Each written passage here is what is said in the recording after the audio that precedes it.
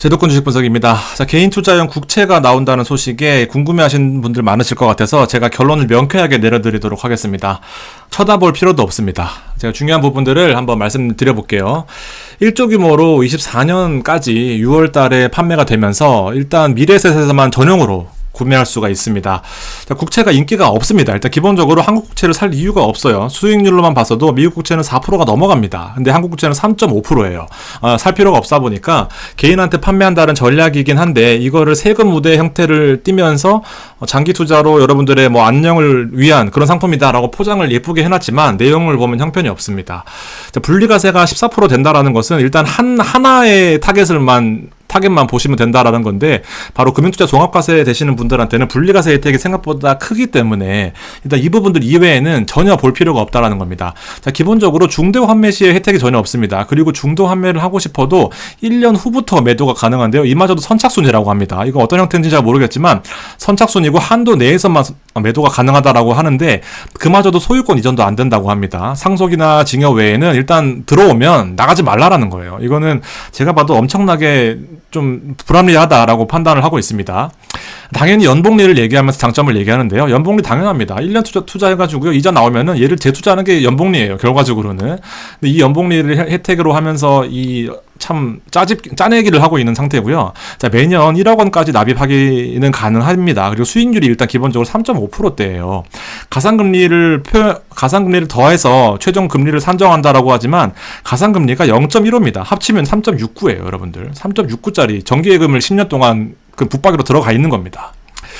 자, 일단 10년 만기, 20년 만기 두 가지 형태가 있어요. 미래에셋 전용해서 청약을 하고 가입을 할 수 있고 청약 시스템입니다. 기본적으로 청약 시스템이라는 것은 한도가 정해져 있으니까 이 한도를 넘어가게 되면 경쟁률로서 이 한도를 따지겠다라는 건데 택도 없습니다. 여러분들 한도 무조건 혹시나 많이 받으시려고 한도를 과하게 청약하시면 그냥 족쇄 차셔야 됩니다.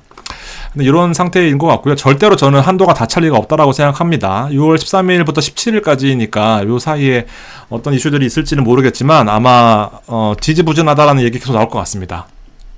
말씀드렸던 것처럼 종합과세에 해당되시는 분들한테는 좋을 수가 있어요.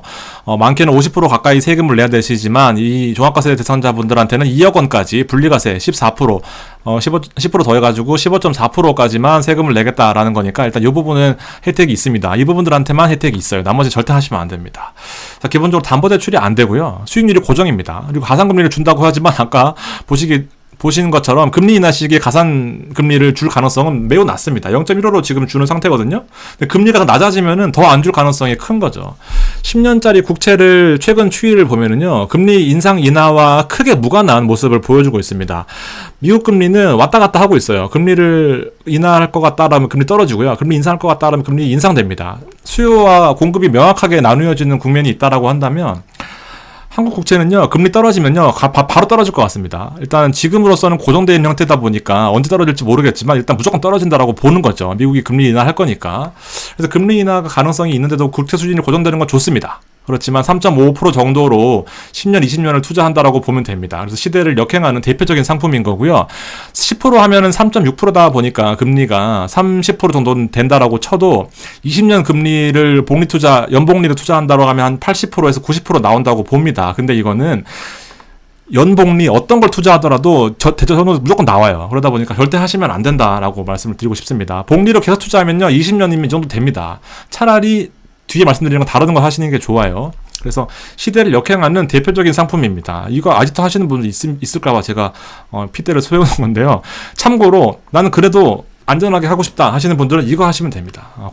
고채 10년인데 얘는 배당까지 나와요, 여러분들. 지금 얘가 한 10만 원 하거든요. 배당이 3,500원 나왔으면 한 3% 배당 나왔었고요. 물론 이때는 배당이 적었습니다. 그래서 대략 한 2% 정도 배당이 나온다라고 생각하시면 되니까 일단 수익률이 떨어진다라고 하면 가격이 오르니까 일단 얘도 괜찮은 포인트가 있는데 대신에 배당이 떨어지겠죠. 어쨌든 배당을 나오면서 그 매수 매도도 자유롭고 여러 가지 혜택이 있는 차라리 국고채 10년이 훨씬 낫습니다. 족쇄를 채우는 거는 여러분들 생각보다 이게 빡세요. 중간에 해지할 수도 있고요. 하여튼 대표적으로 제가 계산을 해봐도 미국 배당에 투자하는 게 훨씬 낫습니다. 9%에 투자하다가 만약에 깨져가지고 5%가 나오더라도 얘가 낫습니다. 주식이 폭망하더라도 배당 받는 게 나아요. 3.69 제가 매년 2천만 원 정도를 가정해봤습니다. 보통 월에 200만 원씩 투자한다라고 한다는 그 일반적인 우리 또래들을 가정했을 때 3.69 기본금리가 3.54고요. 가상금리가 0.15에 3.69 정도 나옵니다. 더하면은요. 3.69로 2천만 원씩 매해 투자했을 경우에 분리과세 혜택은 일단 뺐습니다. 여러분들. 2천만 원씩 추가 불입을 하는 상태로 이제 연 복리로 굴러가는 이런 형태가 되는 건데요. 10년을 놓고 보겠습니다. 얘는 타미당 우리 9%의 연평균 성장률 11.5%를 가정을 하고 2천만 원씩 넣게 되면은 일단 기본적으로 여기 보시면은 3억 4,400만 원이 되는데 얘는 2억 3,500만 원 정도밖에 안 됩니다. 자, 그리고 15년이 지난 시점에서는 6억이고 얘는 3억이고요. 물론 얘도 보시면은요, 20년을 넣게 되면은 연 평균 수익률이 얼마만큼 나오는지는 대충 감이 와요. 2천만 원을 꾸준히 적립식으로 넣게 되면은. 자, 그렇지만 훨씬 장기 투자에 적합한 것은 바로 이 타미당 같은 배당 시리즈다라고 보시는 게 맞습니다. 저런 게 싫다 하시더라도요, 최소한 ELB 5%짜리가 무조건 낮고요. 얘는 원금 보장이잖아요. 1년만 하면 되는데. 얘만 훨씬 낮고, 한투 ELB, 하다못해 한투 ELB 4.2라도 이게 낮습니다, 여러분들. 4.2, 3개월에 4%. 나는 이렇게 하시는 게 맞다라고 봐요. 원금 보장되는 4%짜리도 많은데, 굳이 3.5짜리를 20년, 10년을 묶어둘 필요가 있냐라는 그런 생각입니다. 타미당 시리즈도 여러분 좋은 거 많잖아요, 최근에. 성향 따라서 고르실 수 있고, 지수에 오르는 거, 배당 받는 거, 배당을 더 많이 받는 거, 나스닥까지 레버리지 들어가는 거, 아니면 커버드 콜까지 있어서 덜 오르지만 덜 떨어지는 거, 이런 거 얼마나 많습니까, 여러분들. 그래서 기본적으로 타미 7을 가장 우선순위에 두시는 게 저는 베스트다라고 판단을 하고 있고, 이렇게 배당이 꾸준히 나오는 종목들을 담아서, 그 다음에 추가적으로 프리미엄을 노리면서 배당을 한 10% 가까이 받는 이 타미당이 가장 좋다라고 보고, 좀 더 나는 공격적으로 자산을 더 형성해야 되겠다 하시는 분들은, 시드가 적으신 분들 특히 이런 10%짜리도, 지금 시점에서는 나쁘지 않다라고 봅니다. 지수가 고점에서 더 고점으로 가기보다는 고점에서 약간 상향 혹은 약간 보합 혹은 약간 하락 요 정도가 지금 가능성이 높은 시점이잖아요. 그러다 보니까 단기적으로는 일단 타미 7도 좋지만 타미 10도 나쁘지 않은 그런 현재 시점을 시장 자체를 유지하고 있다라고 보시면 될 것 같습니다. 다만 얘는 수익률이 높은 이유가 결과적으로 이 S&P의 옵션 선물 이런 것들을 들어가기 때문에 레버리지가 높다라는 거, 레버리지 높은 게 한 20배 되다 보니까 이 상품이 주식에 들어가 있다라는 것이 일단 리스크이자 희망이다라고 판단할 수 있겠습니다. 그래서 이렇게 잘 선택하셔가지고 하시는 게 낫지, 굳이 개인용 국채에 몰빵하셔가지고 증권사 아마 미래에셋에서 엄청 영업을 할 거예요. 그런데 그런 게 속지 마시고 현명하게 투자하셨으면 좋겠습니다. 감사합니다.